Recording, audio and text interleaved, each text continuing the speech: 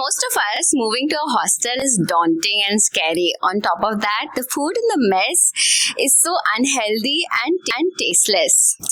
There are new people, the environment's different, everything is so different from what you're used to at home. So the main question is, how do we remain healthy in a hostel? Having spent 6 years navigating through life in a hostel, I've learned quite a lot. And I'm here to share my best tips on being mentally healthy, staying fit, and eating right, even with limited options. So let's dive in. I was officially a very pampered single child, and it was definitely out of my comfort zone. I moved out of home when I was 18 years old and to a much smaller town than the metro city that I was staying in. So thus it was a huge step for me. The way I define being healthy is a holy trifecta of eating right, being mentally positive, and being physically fit. All of this is typically shaken up because there's a change in geography, the people around you, and the vibe in general. At home, you probably had a single room with your favorite curtains, your bed, your study table, everything freshly painted. Whatever you wanted, you could have done with your room. Your favorite soft toy, your wardrobe, all of it is such a stark contrast to your hostel life. I studied at a government college, which in itself was very prestigious, but the facilities were not. I had to share a single room with 3 other girls from all different parts of the country. And I'm sure even they had a very difficult time adjusting as much as I did. The walls were painted an appalling green color. The bed was rusty and each of us got a single wall shelf. In case you got lucky, you also could get a study table. I literally had to fight with my neighbor to get one. While my experience is of a residential college, yours could be with a flatmate or in a PG. But I think it would be at a similar level. So essentially, this video sort of applies to anybody whose hostel conditions or study conditions are at a less optimum level in comparison to your home environment. Let's focus on mental positivity first. A very important part of it is making sure that you get your sleep. 4 roommates together invariably meant that all of us had different time schedules. That means if somebody wanted to sleep early, I would really have to deal with the lights being on and folks talking over the phone, possibly watching a Netflix video, Amazon Prime, anything, whatever was available at that time. Mostly YouTube, in fact. We all need our sleep, right? So you would have to work around what's available. And your best friend would be to get a blindfold. If possible, get earplugs as well. That would block out the sound. But if your roommates are folks who are super stubborn and they will not adjust to the silence requirement post 10 p.m., I suggest you move out. Once you know the situation with your roommates, the next step is preserving your bedtime routine. Parties are invariable and you should definitely go and attend them. But make sure you're not living life from one party to another. 80% of the time, you should have a strict bedtime routine that will help you be fresh and sane in all the chaos that you have delved in. In the IIMs, we have a saying that your life in college is actually a triangle out of which you can only have 2 things. So the triangle ends are sleep, social life, and studies. At any point of time, you could only have 2 out of 3. So I always preferred sleep and studies. Of course, you need to have a social life because you would have to network, but that should not be at the cost of your studies or your sleep. My suggestion would be to balance out the parties because your true friends will understand. Next part of mental positivity is stress management. And even though you don't understand that your body is undergoing stress, it is because of all the changes and the added pressure of just living alone and managing everything. Don't forget that now you are completely responsible for yourself. So you're managing your finances, your education, your social life, all of it. This freedom comes with a price. So you need to understand how to manage your own stress. There is a change of place, lack of familiar folk, no support system, and in addition to that, you have to do academically well. All of this will invariably induce stress in you. The simple solution to manage this stress is to meditate.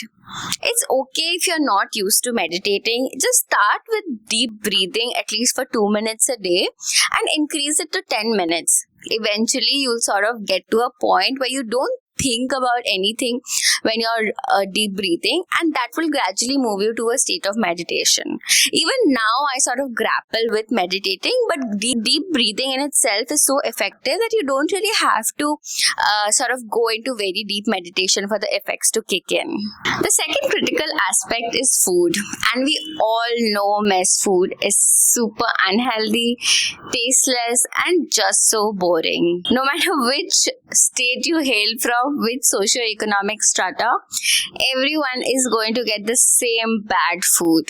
And what that leads to is all of us munching on junk food for our cravings, for our normal lunches, dinners. Typically, people skip breakfast, which is the worst part. You need to have breakfast so that your metabolism is on track. Your mind works fine during your classes. You need to be able to pay attention. And essentially, it makes sure that the rest of the day and your body signals are on point. So what happens is that if you regulate your body to certain times of the day in which you want to have, breakfast is the first signal of the day. So if you train your body to have food every 2 hours, starting breakfast, it will regulate in such a way that every 2 hours it gives you a signal. So if you miss breakfast and instead of that you have caffeine, anything else which sort of changes the signal, that means that you've messed it up for the whole day. So you will not feel hungry when you're supposed to have lunch, say at 1 o'clock, 12:30, 1 o'clock. You will again not feel hungry, say at a proper dinner time around 7 o'clock-ish. So your entire day is sort of out of sync because you've not had breakfast. And of course there are more severe consequences, like you could get an ulcer because you've not fed your tummy anything, and there's acid dripping on your stomach lining. So keeping all of this in mind, it's best to have breakfast. So what happened to me is that during my first year of engineering, I used to wake up at 6 o'clock. I really loved studying. But to keep myself motivated, I would visit a large format store like Big Bazaar every week and get myself huge boxes of wafers, chocolates, chocolate biscuits, all of that. And I would sort of stuff my mouth with. I eventually put on 10 kilos by the time I reached my third year. And then I realized this is not the right way to go. So I started making changes in the third year. But you in the first place should not have to sort of put your body through all of that and be aware of the consequences of having bad food in the first year itself. So prevent yourself from making bad food choices. So the advice would be that a basic is to get a water kettle.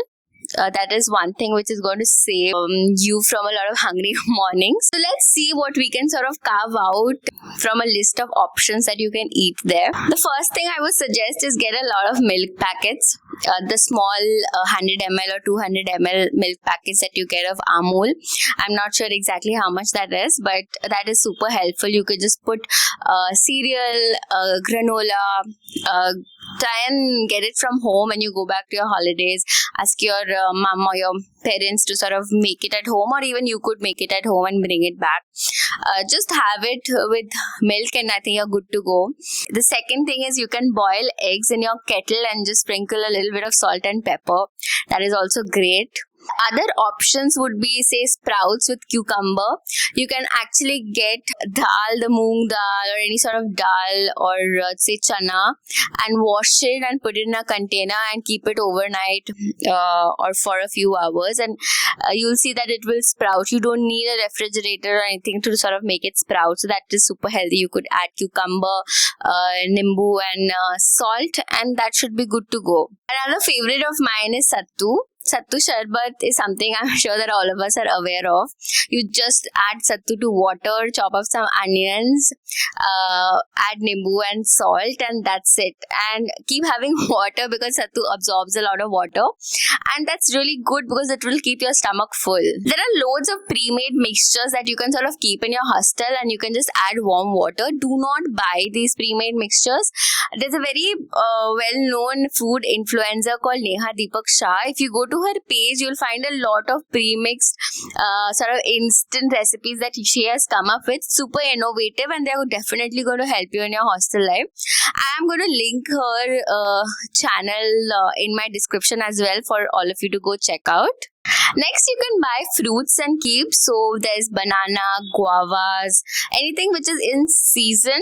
Apple is usually available all year round, but it's not good for health because it's actually kept that way because of preservatives. So buy stuff which is in season and keep having them throughout the day, especially at like 11 o'clock, 12 o'clock when we feel super hungry and you're not ready to have lunch. Have a little bit of fruits with nuts. That's super helpful. I already mentioned nuts, but it deserves a slot of its own. Keep walnuts, raisins, pistachios, almonds, all of it super handy. Just keep it in boxes in a trunk under your bed, because that's what I used to do. Keep it in a small box in your bag. Take out small portions from your tub. The next thing is keep yourself hydrated at all times. Experts suggest that you should have a minimum of 2 to 3 liters, but of course, depending on your health and your habits, you may require more if you're somebody who loves sports and you play a lot, or probably you go to the gym. So make sure you have much more than that.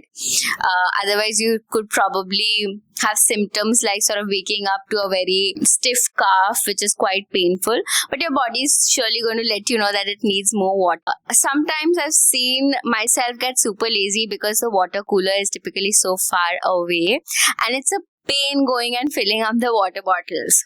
So what I would do is sort of take 4-5 1-liter bottles in a bucket and take it to the cooler and fill it up at one go. But I think a much more effective way to sort of do that would be to buy 2-liter water bottles. Buy 2 to 3 of them and just take them to the water cooler in one go, fill it up, so that you'll have to do that activity say once in 2 days or once in 3 days. So make sure that you have water in your room at all times. Sometimes what happens that simply because of our laziness, we don't do that. So even in office now, when my water is full and it's on my table, I keep sipping on it. But as soon as it finishes, the fact that I have to get up and fill it again is often an obstacle for me to actually have water. So now that I've understood the reason, whenever the water gets finished, I immediately get up and go fill it. So you should also make sure that you know where the water cooler is and you diligently go to fill it up. The 6th tip is that bring homemade pickle with you at all times. Keep homemade pickle with you. No matter how bland, how horrible the mess food is, you'll be able to have it if you have pickle. So essentially, if you take care of breakfast at your end, don't miss the mess breakfast. And if you do, you know what to do at your end. Or if you think it's too horrible, you need to start your day, it's something better than what the mess offers. Have your own breakfast. Take care of the mid-meal snacks at your end, but have the mess lunch and dinner. Because if you are going to have it outside, it will be so expensive every day, spending so much money for your lunch and dinner. Not worth it probably. So when you need to have your mess food, have pickle with it. That's going to really save your life, and it's going to be healthy because you're going to bring it from home. The last thing in the holy trifecta is the physical health. I messed it up, but I'm sharing some things that I've learned over the years which will help you stay in shape. The first thing is that if you are eating healthy, it's fine. You don't need to do too much. Just go for a walk every day. Listen to music. Residential campuses are usually very, very beautiful. So make use of the peaceful environment that you have around you, all the greenery. Go out for a walk every day in the morning or in the evening. That should be your time out. You could also do a little bit of thinking during the time. You could easily cover 3 to 4 kilometers. I used to use the Nike running app, in which you can actually put in what sort of activity you want to do. So they sort of train you that, okay, first 5 minutes you can just walk, then 2 minutes you can run, and then again you can start walking. Use a running app which you are comfortable with. And make it like a daily habit. I'm sure you'll feel great after the small walk. If you're somebody who's used to the gym, please make use of the gym in the college.